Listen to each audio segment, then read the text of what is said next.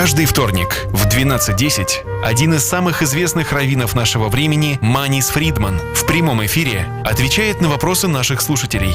Вы услышите мнение самой мудрой книги человечества – Библии, о самых сложных проблемах, стоящих перед современным миром. Присылайте ваши вопросы заранее на наш имейл info@rusa.fm или во время передачи по СМС 347 460 08 77. Здравствуйте всем, кто сейчас настроен на радио USA. Сегодня вторник, и по вторникам мы всегда говорим «Thank God it's Tuesday», потому что в это время с нами проводит вот это самое драгоценное время всей недели самый светлый, самый мудрый раввин нашего времени, рабби Маниса Фридман. И это всегда просто особое время, которое меняет многое, естественно, только к лучшему. Так что сегодня вопрос, который я хотела бы ему задать, это как найти Бога, как прийти Богу. Потому что вот сейчас, когда выпускают наших заложников, к сожалению, по чуть-чуть, то истории, которые мы слышим от них, это их сближение со Всевышним. И вот этому всему послужил вот этот ужасный опыт. Вот можно ли прийти к Богу без такого ужасного опыта? Вот с этим вопросом я хочу обратиться сегодня к раввину Манису Фридману. Rabbi Manis Friedman, hello. Thank God it's Tuesday. It's a time we look forward most in the week. And the question that we want to address to you today, I want to address to you today, is how to find Hashem, how to find God. This question is based on the fact that we're getting our hostages back, thank God, in little portions, unfortunately. But all of them have their story about how this experience brought them closer. Is it necessary to have an experience like this to come closer to God, to find God? Or are there other ways we can do it that don't have to be so painful and extreme? That is the question of the day.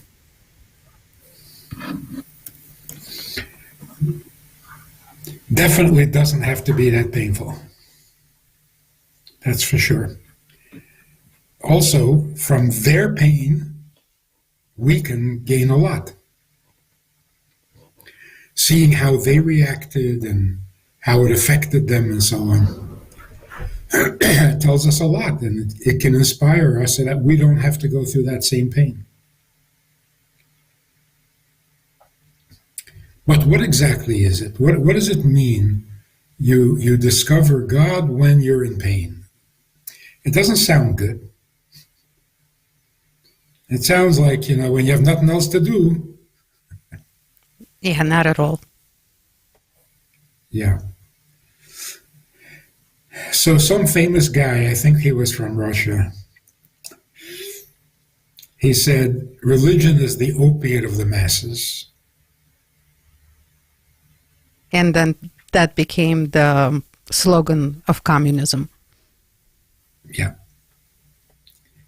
What does that mean exactly? If you're weak, if you're frightened, if you're insecure, you use religion as your opiate. It calms you, it reassures you, it solves your problems. It's a silly thing to say, really. It sounds good, but it's totally silly. If you're drowning, how many times are you going to grasp onto a straw? You need something to prevent you from drowning. A straw doesn't. So you're not going to grab a straw. In other words, when you've got a real problem, you don't fantasize. Either there's a solution to your real problem, or there's no solution and you die. In other words, if people turn to religion or to God, If people turn to God in a time when their life is really, really seriously in danger, not just once, not just twice, throughout all of history, doesn't that mean that that's a solution to your problem? Not like grasping onto a straw? Because if it didn't save people, why would people keep looking for it or depending on it? Not only that, if belief in God can help you survive these really horrific realities, doesn't it mean that God is more real than the realities that you're suffering from? That God is stronger? So how is it really that a person who is in such serious problems will rely on God, who he has never seen, never spoken to, never even thought about before, and all of a sudden this helps? How do you explain that? If you use, let's say, Viktor Frankl's logotherapy, when your life is in danger, literally, and it can end at any moment, what is strong enough? What is powerful enough to make you want to keep going? Despite the fear, despite the abuse, despite the torture, you want to keep going. Why? So according to logotherapy, what keeps you strong, what keeps you going, is a purpose, a meaning. People who are thoughtless, superficial, meaning? I'm talking about a real problem, a physical threat to my existence. You're telling me meaning? Meaning is a philosophical theory, and that's strong enough to overcome my real physical problems? Obviously it is. How is it? When you have this life-threatening experience, let's call it a near-death, right? It's a near-death experience. You expect to die at any moment.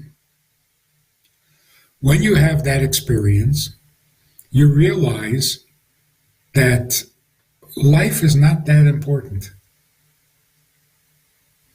It can be snuffed out in a second by terrible people who don't know what they're doing, have no excuse for what they're doing. So a meaningless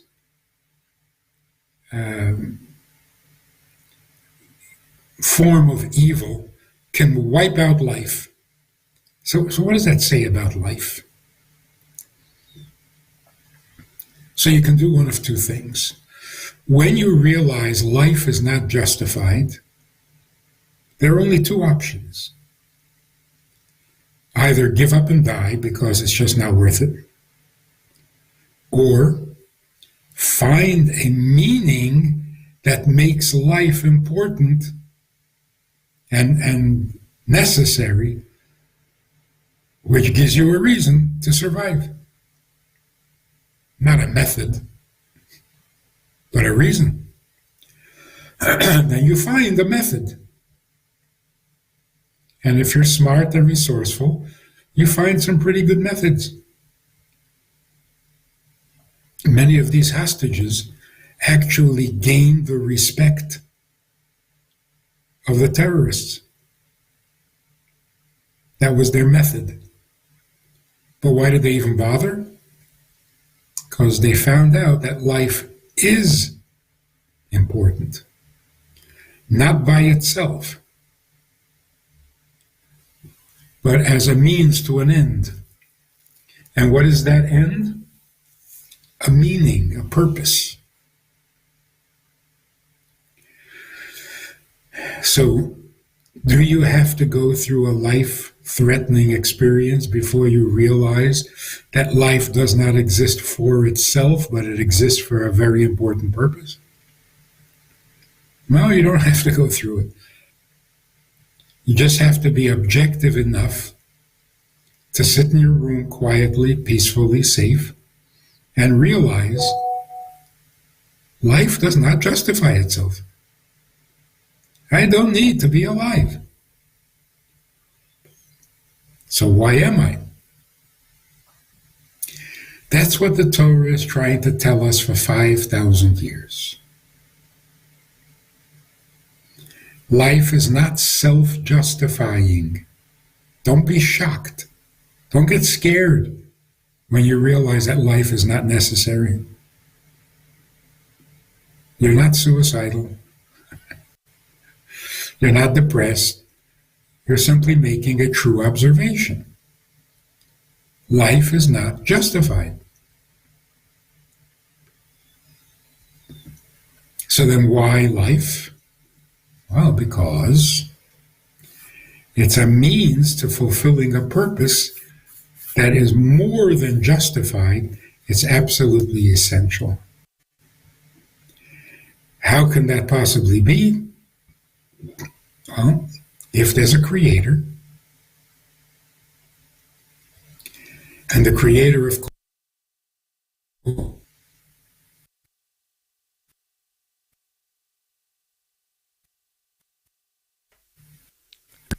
purpose. Rabbi Fridman, I'm sorry, we just had a little bit of a technical situation here. You said there's a creator, and then we kind of we have to realize that there's a creator. Then we lost you for a little bit. So if you don't mind, just backtracking a little bit. Okay. I guess we need a little time to meditate on that fact. There is a creator. Good one. I hope everyone wrote that one down. Okay. So yes, there's a creator.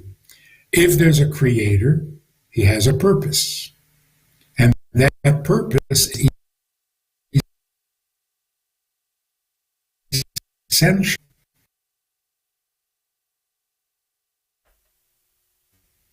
Enough to create the universe.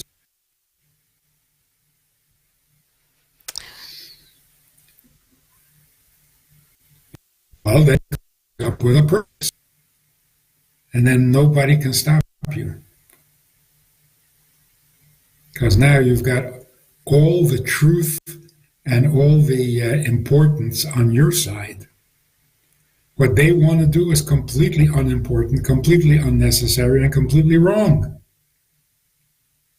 And what you're doing by living and surviving is completely necessary, completely right, and completely divine. So you win. You're not victim anymore. Do we have to go through suffering to get to that? No. No, it's just we don't like to think that life is not justified. It's a little scary. So you need to be able to step away, give yourself a little distance so that you can be objective about life itself. If you do that, then you don't have to go through a depression and a near-death experience. So I want to tell you something like this. When we daven, we're supposed to go through this realization. Why life? Why am I alive? What do I need this for? Actually, I'm thinking of writing another book, just because I have a title. I don't have a book, but I have a title. I want to write a book called, Do I Need This? It's such a good question about everything. Do I need this? If I can ask myself that question seriously, do I need life? Do I need food? Do I need money? Do I need respect? Do I need love? Do I need all the things I think I need?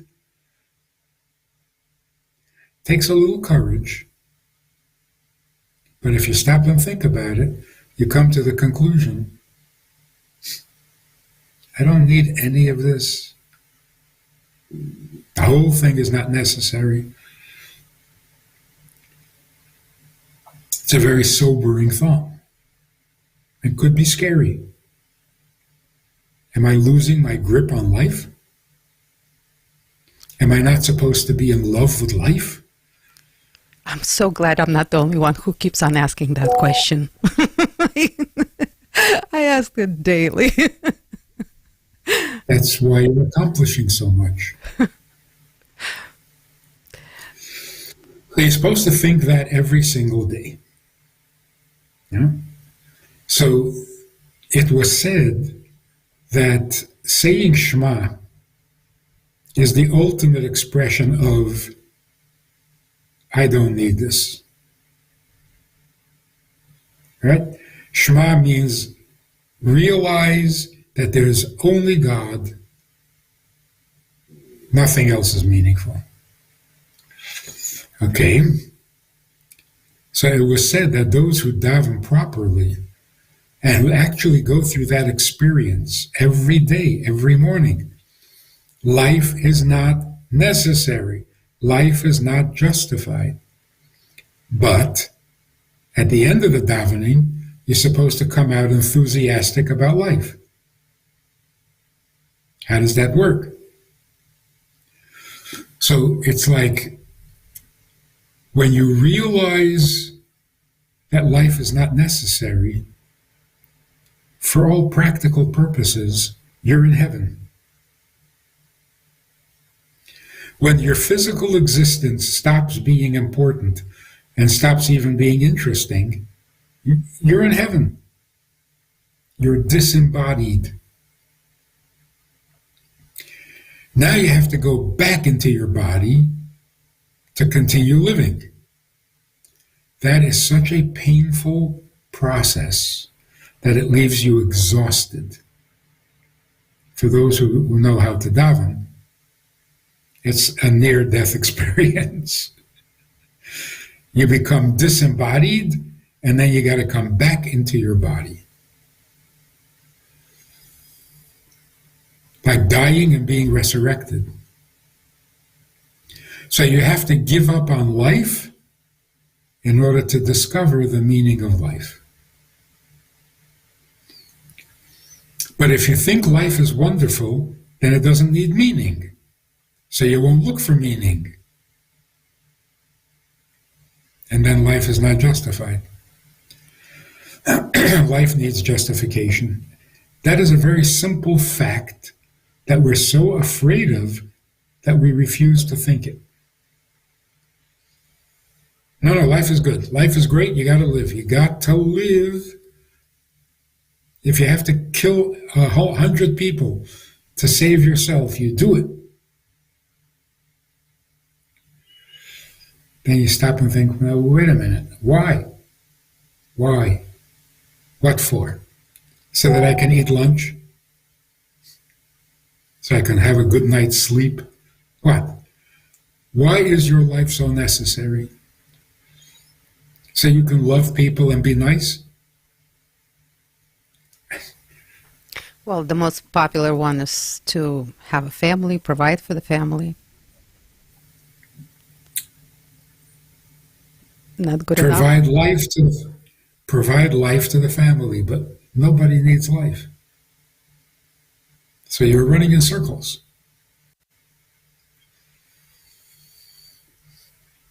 And even though it's a nice project, yes, taking care of each other, that's beautiful. If you have to live. If you don't have to live, what are you doing? You're just prolonging the agony. So to justify life and the existence of all the universes, boy, you need a really good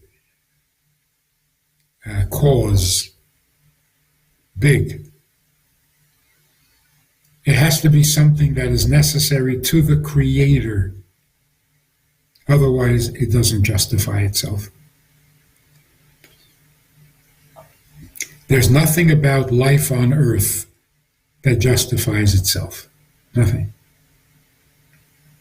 So we must turn to a Creator who has a purpose, who has an objective, and in whose service we can be helpful. It can't be that we're here for ourselves, because it doesn't get justified. Like, I don't really need to live. No, wait until you die, then you'll live. I don't know, this double talk is like, it doesn't work. Rabbi Fridman, we're living in a time where you said we don't need anything material, probably not, because we have everything. I think it's very, very hard to starve these days anywhere. But what we do really need is we need a peace of mind and a happy heart. Don't we need that? Don't we need that to be here, to have a quality life? Not the material things, the emotional things. Yeah, but we used to believe that if you have all the material things you need, then your heart will be happy and your mind will be happy. And now we realize it's not true. So we want to try a little psychedelics. What is that going to do for you? So we want to do a variety of lives. Let's try this kind of life. Let's try that kind of life. Life is not justified. Not because it's the wrong life. Any life is not justified. So stop looking for a variety of lives or different versions of life. None of them are justified. A physical life, a material life, a spiritual life, an emotional life, it's the same question for all of them. Who needs it?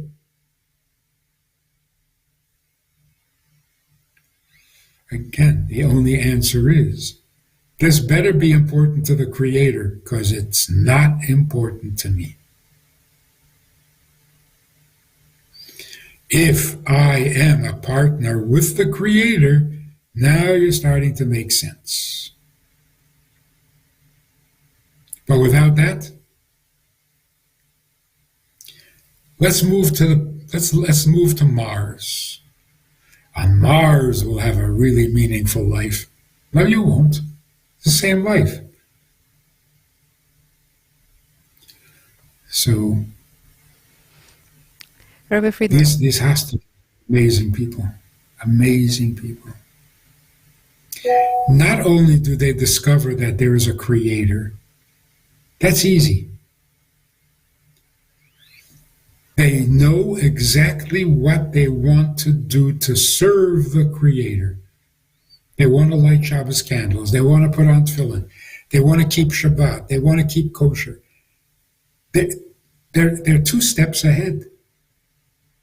They know there's a Creator and they know what the Creator needs. I don't know if that ever happened before. When people discover that there's a Creator, it's exciting, it's inspiring, but then it leaves you with the big question. So what am I supposed to do? Sometimes believing in God can be very frustrating. Rabbi Friedman, the Oscar winners seem to know that there's God. They always thank Him for winning an Oscar, for having the life that they have. is that hypocritical on their part, or is it meaningful? Like, how do we view this? Yeah, it is meaningful, and it's true. And then you go back to lying and cheating and stealing. So belief in God can be pointless or even frustrating. If I know there's a creator, isn't it going to bother me that I don't know why he created me? If nobody created me, I have no problem. I have no life, but I have no problem. But if I know there's a creator, in fact, there are people who are very, very, I don't know what to call it, they're very real, they're very responsible, and they don't want to believe in God. They don't want to, because they know if you believe in God, you got to get your act together. Then you got to behave right. And they don't know what right is. So they'd rather not believe in God so that they don't have to figure out what God wants from them. There's something impressive about that.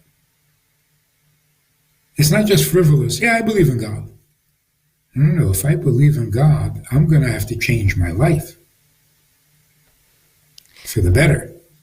Rabbi Friedman, but what message do we walk away with when we see people reaching out to God in these dark places, such as Tunnels? And then we see people at the Oscars thanking God. There's a mixed message. So we have the hostages. Yeah. So what? It looks like God doesn't like them, but really, really likes the other ones. Look at the glamorous life, the beautiful setting, all the money in the world, and they're like, thank you, God. While, and here it's like, oh, we feel so sorry for these people for what they just went through. They were in a terrible situation, and they're thanking God. What message is the world getting from both of these situations? What should we walk away with here? Yeah. So the difference is the simple words, I believe in God, I thank God, which is fine because you realize that you cannot succeed without God, which is true. So what are you going to do for God? I already did enough. I thanked him. The hostages are not talking that way. They're not walking out saying, there's a God, there's a God, there's a God, I believe in God. No. They're saying, I want to light Shabbos candles. Huge difference.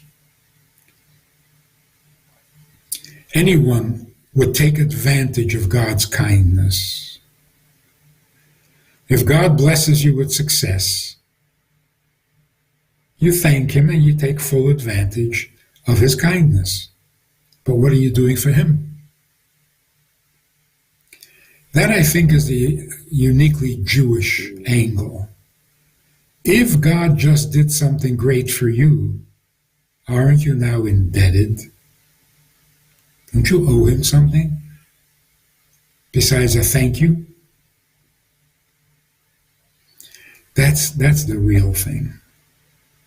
So the moral of the story is, of course there's a God, but lighting Shabbos candles is stronger than terrorism.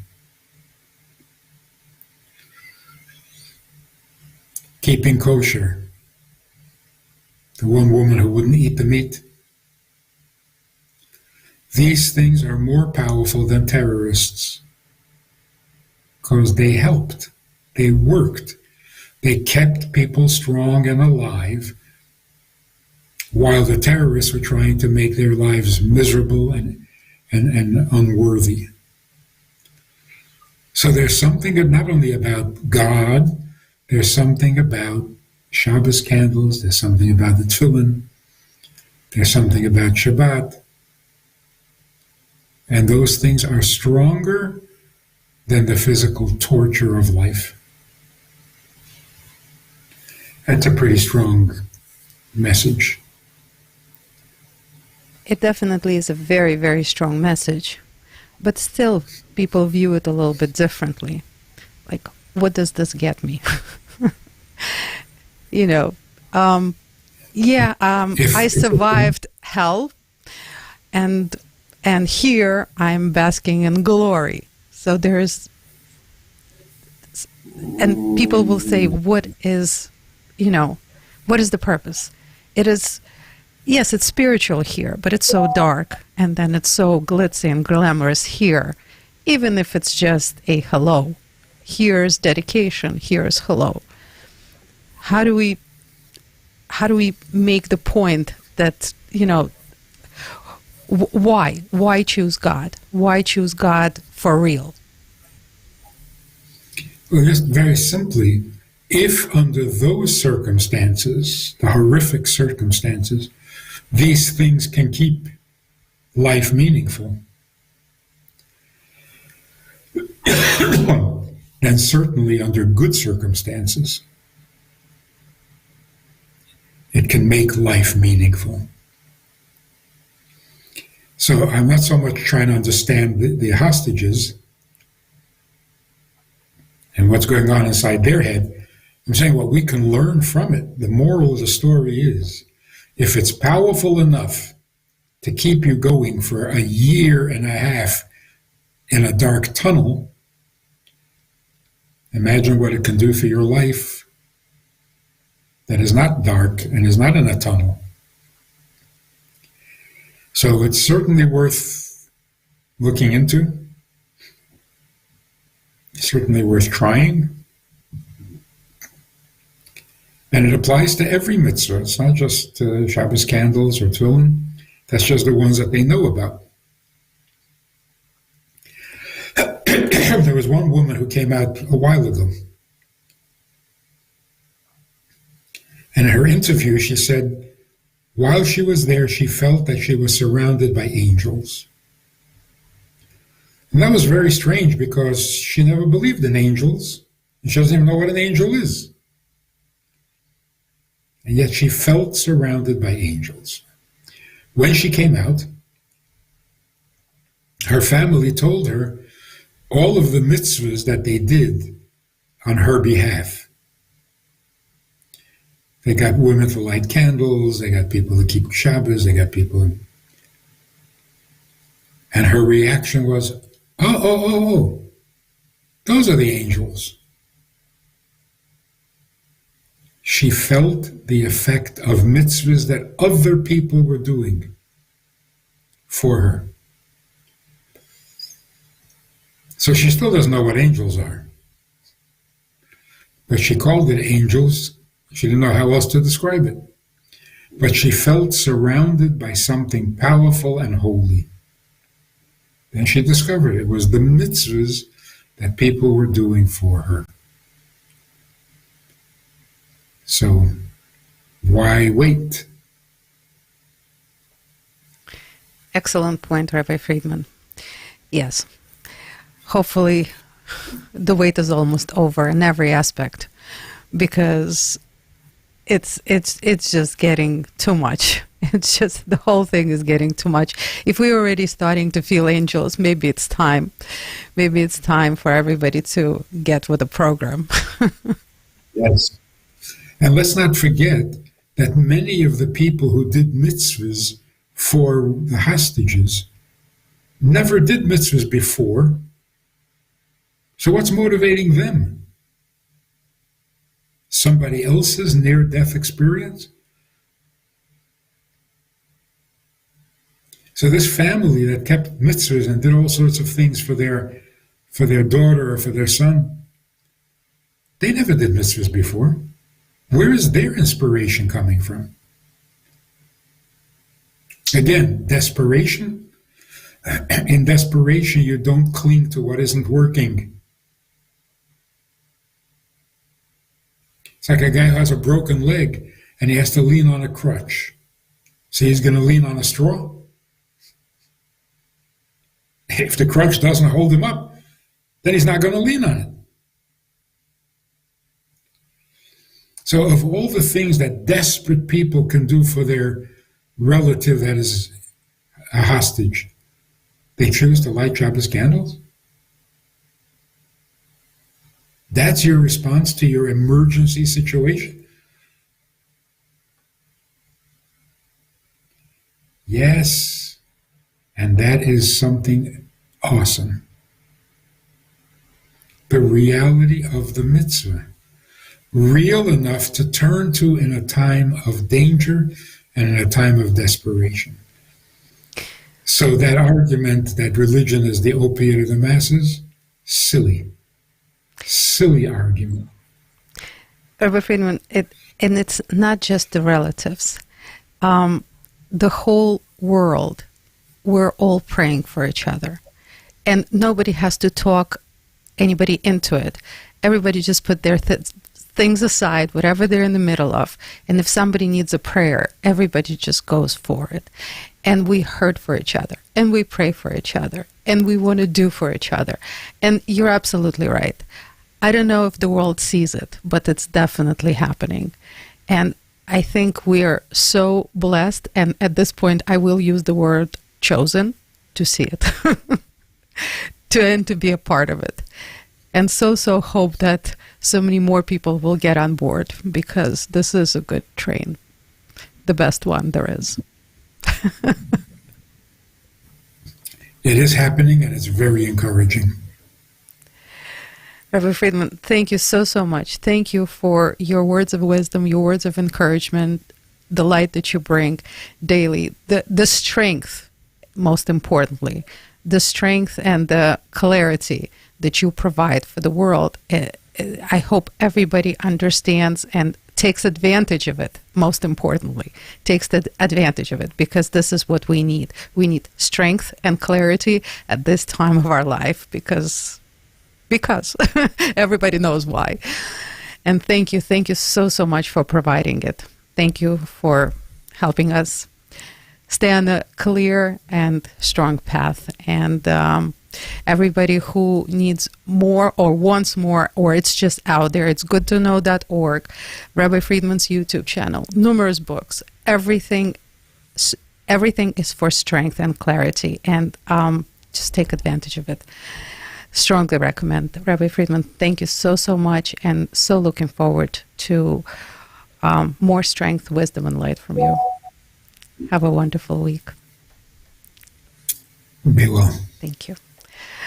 Ну, а всем, кто нас сейчас слушал, большое вам спасибо. Надеюсь, что вы что-то для себя получили сегодня, что вы можете применить к себе, ну и также распространить дальше всем этот свет, мудрость, правильное направление, правильный настрой, который помогает нам жить в наше непростое время. С этими словами я, Аня Пейкерман, передача Thank God It's Tuesday. Прощаемся со всеми до следующей недели.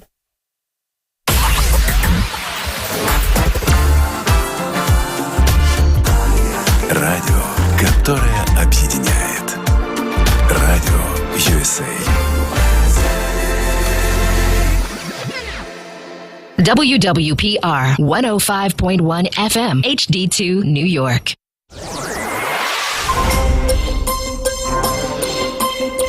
Новости на радио USA. Здравствуйте. Коротко о событиях к этому часу. Из-за введения пошлин на товары из Канады в США могут подорожать автомобили. Советник Трампа обвинил демократов в финансировании конфликта на Украине. Первая леди поддержала законопроект, запрещающий порно месть. Теперь об этих и других событиях подробнее. Канадский министр энергетики Джонатан Уилкинсон заявил, что введение Дональдом Трампом тарифов на импорт из Канады приведет к росту цен на бензин и электроэнергию для американских потребителей. Уилкинсон добавил, что из-за пошлин цены вырастут и на автомобили. По его оценкам, они подорожают минимум на $2000. В целом, Уилкинсон охарактеризовал ситуацию с пошлинами как проигрышную для обеих стран. США являются крупнейшим производителем нефти и газа в мире, однако многие американские нефтеперерабатывающие заводы зависят от тяжелой нефти из Канады, которая дешевле легкой нефти, добываемой внутри страны, пишет CNBC. В декабре ежедневно Соединенные Штаты импортировали в среднем 6,6 миллионов баррелей сырой нефти, причем свыше 60% этого объема было поставлено из Канады. Высокопоставленным американским офицерам разрешили наносить удары без разрешения Белого дома, если выбранные ими цели официально признаны террористическими, сообщает издание Military Times со ссылкой на чиновников. Ранее телеканал CBS сообщал, что президент Дональд Трамп ослабил ограничения на авиаудары и операции «Командос», тем самым расширив круг потенциальных целей. Демократическая партия хочет продолжать тратить миллиарды долларов, финансируя конфликт на Украине, что противоречит американским интересам, заявил советник президента США по науке и технологиям Дэвид Сакс. По его мнению, продолжение конфликта на Украине не приносит пользы и самому Киеву, который теряет сотни тысяч украинцев и проигрывает на поле боя. Между тем, представитель Белого дома подтвердил сообщение о принятом администрацией президента Трампа решении приостановить предоставление военной помощи Украине, призвав